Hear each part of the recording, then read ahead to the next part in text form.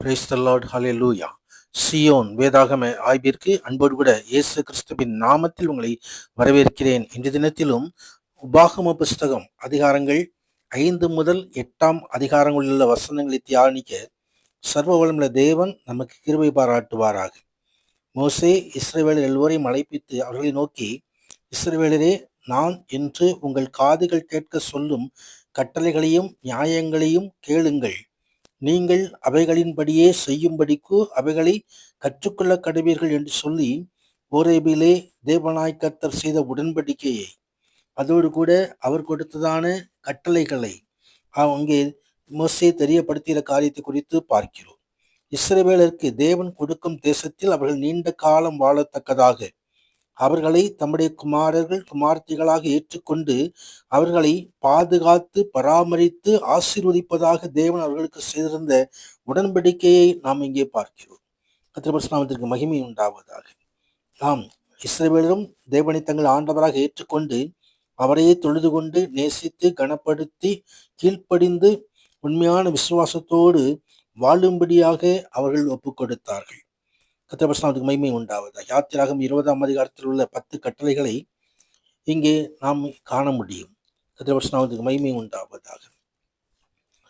ஆம், அங்கே ஆண்டவராகிய தேவன் இந்த கட்டளைகள் எல்லாம் கொடுத்து, எனக்கு பயப்படும் இருதயம் அவர்களுக்கு இருந்தால் நலமாயிருக்கும் என்று சொல்வதை 29வது வசனத்துல நாம் பார்க்க முடியும். கர்த்தருடைய பரிசுத்த நாமத்திற்கு மகிமை. கர்த்தருக்கு பயப்படுகிற பயம் ஆண்டவருடைய பிள்ளைகளுக்கு நிச்சயமாய் இருக்க வேண்டும். ஆபிரகாமை ஆண்டவர் அவனுடைய ஈசாக்கை பலியிடும்படியாக சொன்ன பொழுது அதன் அடிப்படையின் காரணம் என்ன என்று சொன்னால், ஆபிரகாம் ஆண்டவருக்கு பயப்படுகிறவனா என்று சொல்லி ஆண்டவர் அங்கே சோதிக்கும்படியாக அந்த காரியத்தை செய்தார். கர்த்தருக்கு பயப்படுதலே ஞானத்தின் ஆரம்பம் என்று எழுதப்பட்டிருக்கிறது. கர்த்தருக்கு பயப்படுத பயம் நம்மிடம் இருக்க வேண்டும். இங்கு 6வது அதிகாரத்திலும் நீ உன் தேவனாய் கர்த்தருக்கு பயந்து உயிரோடு இருக்கும் நாளெல்லாம் நீயும் உன் குமாரனும் உன் குமாரத்தையும் நான் உனக்கு விதிக்கிற அவருடைய எல்லா கட்டளைகளையும் கற்பனைகளின்படி கை கொள்கிறதுனாலே உன் வாழ்நாட்கள் நீடித்திருக்கும்படி அந்த தேசத்திலே ஆண்டவர் ஆசீர்வதிக்கும்படியான காரியத்தை செய்கிறதை குறித்து பார்க்கிறோம். கர்த்தருடைய பரிசுத்த நாமத்திற்கு மகிமை உண்டாவதாக. ஆம், 4வது வசனத்தை சொல்கிறது, இஸ்ரவேலை கேள், நம்முடைய தேவனாகிய கர்த்தர் ஒருவரே கர்த்தர். கர்த்தருடைய பரிசுத்த நாமத்திற்கு மகிமை. ஒரே தேவன்தான் உண்டு. பிதா குமாரன் பரிசுத்தாவியின் அந்த 3 விதமாக செயல்படுகிறார். கர்த்தருடைய பரிசுத்த நாமத்திற்கு மகிமை உண்டாவதாக. ஆம், அந்த தேவனுக்கு நாம் கீழ்ப்படிய வேண்டும் என்று சொல்லி வேதம் நமக்கு கற்றுத்தருகிறது. கர்த்தருடைய பரிசுத்த நாமத்திற்கு மகிமை உண்டாவதாக. தேவன் தமது மக்களோடு எப்பொழுதும் உறவு கொண்டிருக்க விரும்புகிறார். எனவே அவர்களை எப்பொழுதும் தம்முடன் இணைத்திருக்க செய்கிறார். கர்த்தருடைய பரிசுத்த நாமத்திற்கு மகிமை உண்டாவதாக. ஆம், அந்த ஆண்டவருடைய கட்டளைகள் கற்பனைகள் நமது வாழ்வை ஆவிக்குரிய ஜீவியத்தை வளப்படுத்துவதற்காய் அது அமைந்திருக்கிறதை நாம் பார்க்க முடியும். கர்த்தருடைய பரிசுத்த நாமத்திற்கு மகிமை உண்டாகும். இந்த வார்த்தைகள் எல்லாம் உள்ளத்தில் இருக்க கடவுது என்று சொல்லி ஆண்டவராகிய தேவன் உள்ளத்தில் பதிக்கும்படி ஆண்டவர் அங்கு விரும்புகிற காரியத்தை குறித்து நாம் பார்க்கிறோம். கர்த்தருடைய பரிசுத்த நாமத்திற்கு மகிமை உண்டாவதாக. ஆம், கர்த்தருக்கு பயப்படுதல், தேவனுடைய அன்பு இரக்கம் ஆகியவற்றை ஈடு செய்வதற்கான பரிசுத்தம் நியாயம் நீதி இவற்றை நாம் அறிந்து கொள்வது கர்த்தருடைய பயப்படும் பயத்திற்கு அவசியமானது. கர்த்தருடைய பரிசுத்த நாமத்திற்கு மகிமை உண்டாவதாக.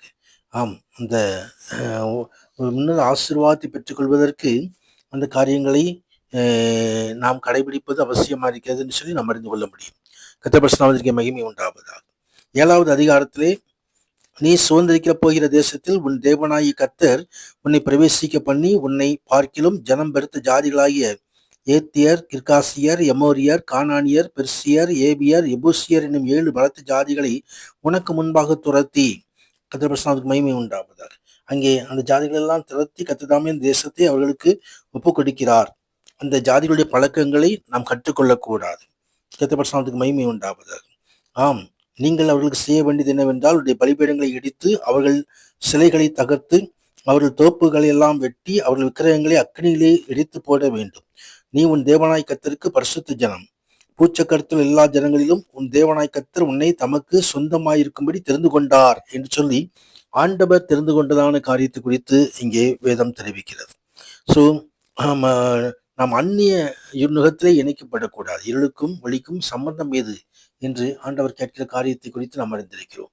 கர்த்தருடைய நாமத்துக்கு மகிமை உண்டாவது. நமது பரிசுத்தத்தை நாம் காத்துக்கொள்ளும்படியாக அழைக்கப்படுகிறோம். கர்த்தருடைய நாமத்துக்கு மகிமை உண்டாவதாக. நாம் யாரை கொண்டும் பயப்பட வேண்டிய அவசியம் இல்லை. கர்த்தர் சகல நோய்களை நம்மை விட்டு விலக்குகிற தேவன். எகிப்திலிருந்து உள்ள கொடிய ரோகங்களில் உன்மேல் வரப்பண்ணாமல் உன்னை பயிக்கிற யாவர் மேலும் அதில் வரப்பண்ணுவார் என்று சொல்லி எழுதப்படுகிறதை குறித்து பார்க்கிறோம். சகல ஜனங்களை பார்க்க நீ ஆசீர்வதிக்கப்பட்டிருப்பாய். உங்களுக்குள்ளும் உங்கள் மிருகஜீவனுக்குள்ளும் ஆவியாகிலும் எல்லாவற்றையும் ஆண்டவர் ஆசீர்வதிக்கும்படி கிருபை செய்கிற தேவன். கர்த்தருடைய மகிமை உண்டாவதாக. அந்த உன்னத தேவன் தொடர்ந்து 8வது அதிகாரத்திலும் கர்த்தர் கொடுக்கிற தேசம் எப்படிப்பட்ட தேசம் என்பதை ஆண்டவர் விளக்கி சொல்லுகிற காரியத்தை குறித்து பார்க்கிறோம். தேவனாய் கர்த்தர் உன்னை நல்ல தேசத்தில் பிரவேசிக்க பண்ணுகிறார். அது பள்ளத்தாக்கும் மலைகளிலும் உள்ள புறப்படுகிற ஆறுகளும் ஊற்றுகளும் ஏரிகளும் உள்ள தேசம். ஒரு செழிப்பான தேசத்தை ஆண்டவர் கட்டளையிடுகிற காரியத்தை குறித்து பார்க்கிறோம். அது தேவன் நம்மையும் பரம கானானை நமக்கு வாக்குத்தத்தம் பண்ணியிருக்கிறார். கர்த்தருடைய மகிமை உண்டாவதாக. ஆம், நாம் அந்த காரியத்துக்காக நாம் ஸ்தோத்திரிக்கும்படியாக அழைக்கப்படுகிறோம். நீ புசித்து திருப்தி அடைந்திருக்கையில் உன் தேவனாய் கர்த்தர் உனக்கு கொடுத்த நல்ல தேசத்துக்காக அவரை ஸ்தோத்திரிக்க கடவாய் என்று சொல்லி எப்பொழுதும் ஆண்டவருக்கு ஸ்தோத்திர பலியை செலுத்தி தேவனுக்கு மகிமை செலுத்தும்படியாக நாம் அழைக்கப்படுகிறோம். அதிலே அவர் பிரியம் கொள்கிற தேவனாக இருக்கிறார். கர்த்தருடைய மகிமை உண்டாவது. காலை எழுதை பார்க்கிலும் ஸ்தோத்திரம் பண்ணுதலே அது ஆண்டவருக்கு பிரியமான ஒரு காணிக்கையாய் பலியாய் அமைந்து விடுகிறது. கர்த்தருடைய மகிமை உண்டாவதாக. ஆம், கர்த்தரை ஸ்தோத்தரிக்காமல் இருந்தால் இருதயம் அது கர்த்தரை விட்டு விலகி போவதற்காய் ஏதுவாய் விடுகிறது. ஸ்தோத்தரிப்போம், தேவனுக்கு மகிமை செலுத்துவோம். கர்த்தர் உன்னதமான தேவன் மகிமையான காரியங்களை செய்தருள்வாராக. ஆமேன், ஆமேன்.